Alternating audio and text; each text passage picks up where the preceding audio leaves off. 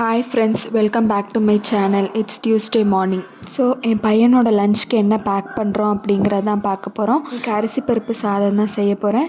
அதுக்கு குக்கரில் எண்ணெய் ஊற்றி கடுகு சீரகம் தாளித்து அது கூட வெங்காயம் நல்லா வதங்கவும் தக்காளியும் சேர்த்துக்கிட்டேன். தக்காளியும் நல்லா வதங்கின பிறகு அது கூட மஞ்சத்தூள் போட்டு அரிசியும் பருப்பும் ஊற வச்சுருந்ததை ஆட் பண்ணிக்கணும். அது கூட அதுக்கு தேவையான அளவு தண்ணி சேர்த்துக்கணும். 1க்கு 3 பங்கு தண்ணி சேர்த்துருக்கேன்.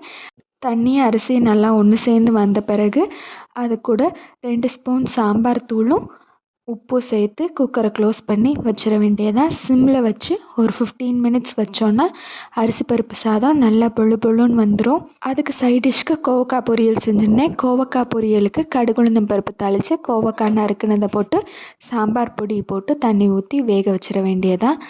மார்னிங் பிரேக்ஃபாஸ்ட்க்கு அடை தோசைக்கு நேற்று நைட்டே ஊற வச்சுருந்தேன். அதோட டீட்டெயில் ரெசிபி நெக்ஸ்ட் வீடியோவில் சொல்கிறேன்.